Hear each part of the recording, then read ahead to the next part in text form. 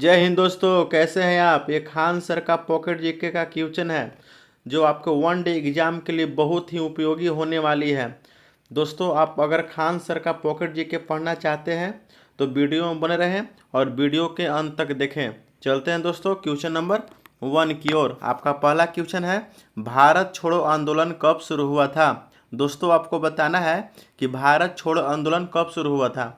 बताइए, भारत छोड़ो आंदोलन कब शुरू हुआ था। दोस्तों बताइए जल्दी, भारत छोड़ो आंदोलन कब शुरू हुआ था। तो आपका राइट आंसर हो जाएगा ऑप्शन नंबर सी, 1942।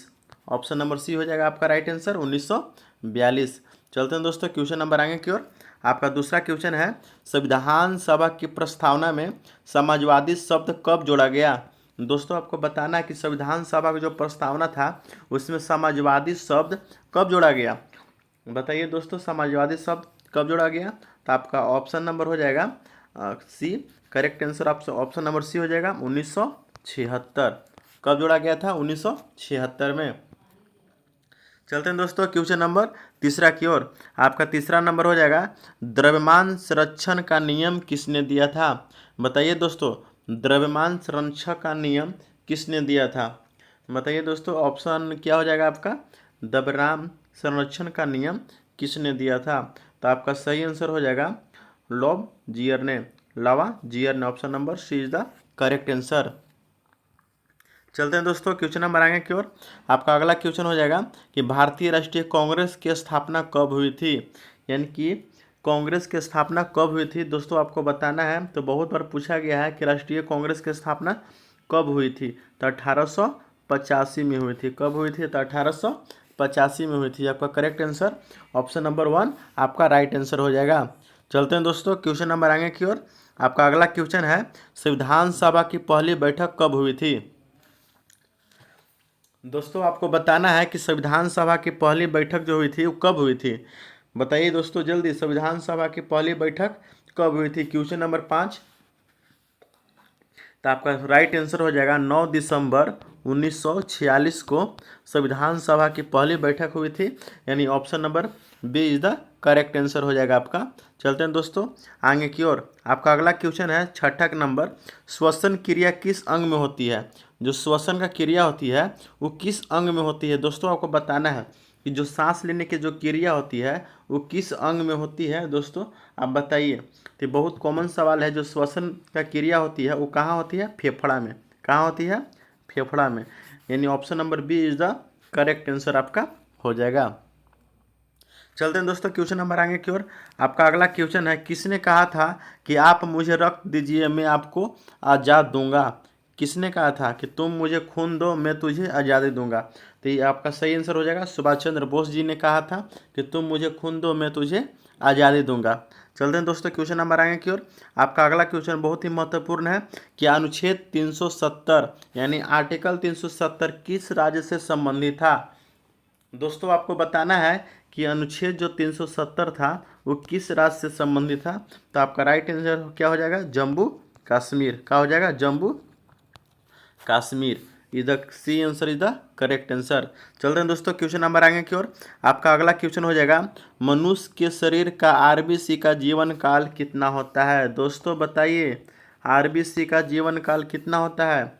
बताइए दोस्तों। तो आपका राइट आंसर हो जाएगा कितना, 120 दिन। कितना होता है, 120 दिन। याद रखिएगा, आरबीसी का जीवन काल कितना होता है, 120 दिन। ऑप्शन नंबर आपका सी इज द करेक्ट आंसर हो जाएगा। चलते हैं दोस्तों क्वेश्चन नंबर आगे की ओर। आपका अगला क्वेश्चन है, आर्य समाज की स्थापना किसने किया था। दोस्तों, आपको बताना है आर्य समाज की स्थापना किसने किया था। बताइए दोस्तों, आर्य समाज की स्थापना किसने किया था। जब आपको क्वेश्चन का आंसर अगर पता है तो कमेंट करके आप मुझे ज़रूर बताइएगा, ठीक है। और लाइक करना ना भूलिएगा। बताइए दोस्तों, आर्य समाज की स्थापना किसने किया था। तो आपका राइट आंसर हो जाएगा, क्या हो जाएगा, स्वामी दयानंद सरस्वती जी ने आर्य समाज की स्थापना की थी। दोस्तों, आपको बताना है कि स्वामी दयानंद सरस्वती ने आर्य समाज की स्थापना कब की थी। कब की थी, कमेंट करके आप जरूर बताइए कब की थी स्वामी दयानंद सरस्वती ने आर्य समाज की स्थापना। चलते हैं दोस्तों क्वेश्चन नंबर आगे की ओर। आपका अगला क्वेश्चन हो जाएगा, पानीपत का पहला युद्ध कब हुआ था। बहुत ही फेमस लड़ाई है पानीपत का। पानीपत का पहला युद्ध कब हुआ था दोस्तों, बताइए। पानीपत का पहला युद्ध कब हुआ था? तो 1526 ईस्वी में पानीपत का पहला युद्ध हुआ था। कब हुआ था पानीपत का पहला युद्ध? 1526 ईस्वी में। दोस्तों आपको बताना है कि किसके किसके बीच में हुआ था, किसके किसके बीच में हुआ था। दोस्तों कमेंट करके जरूर बताइए कि पानीपत का पहला युद्ध किसके किसके बीच में हुआ था। चलते हैं दोस्तों क्वेश्चन नंबर 12 की ओर। आपका 12 नंबर क्वेश्चन है कि अकबर के दरबार में कितने नवरत्न थे। दोस्तों बताना है कि अकबर के दरबार में नवरत्न की संख्या कितनी थी। बताइए दोस्तों, अकबर के दरबार में नवरत्न की संख्या कितनी थी? तो आपका सही आंसर हो जाएगा 9। कितनी थी? 9 थी। कितनी थी? 9।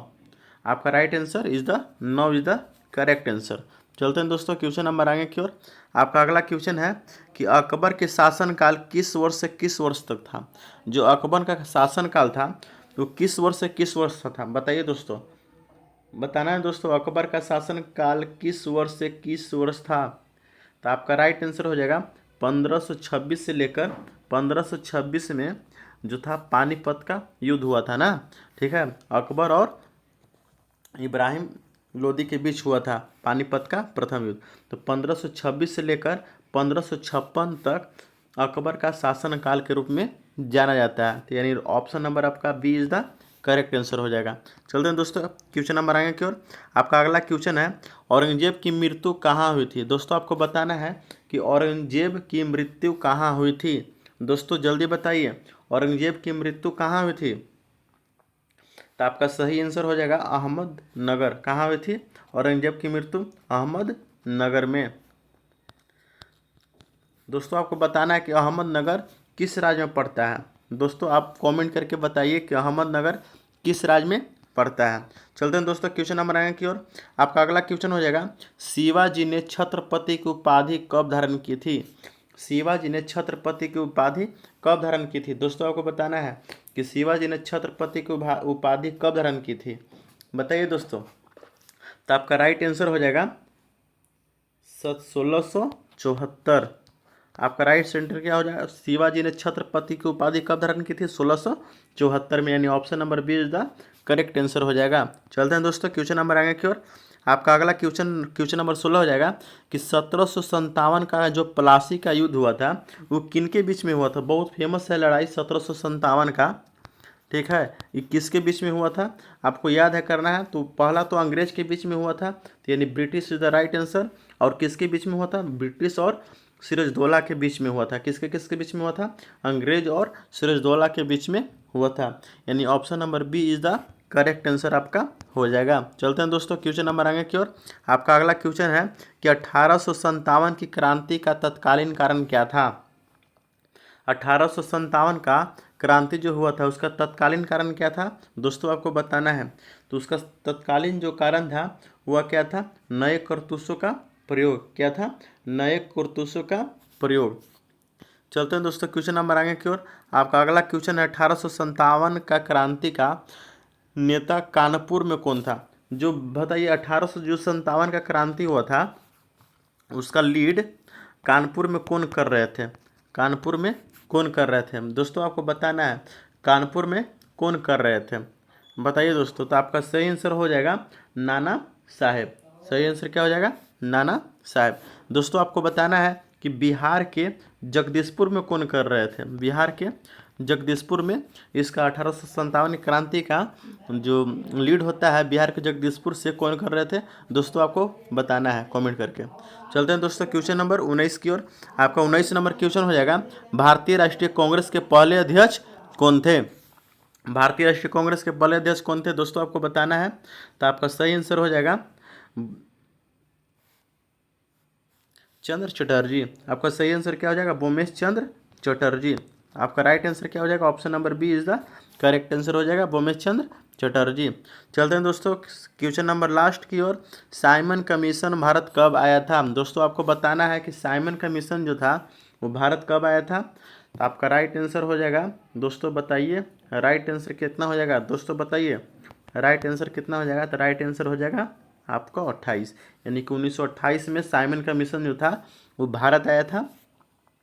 दोस्तों ये मेरा सेशन कैसा लगा कमेंट करके ज़रूर बताइए, ठीक है। और लाइक करना ना भूलिए। लाइक करना और चैनल को सब्सक्राइब करना तो बिल्कुल मत भूलिए। धन्यवाद।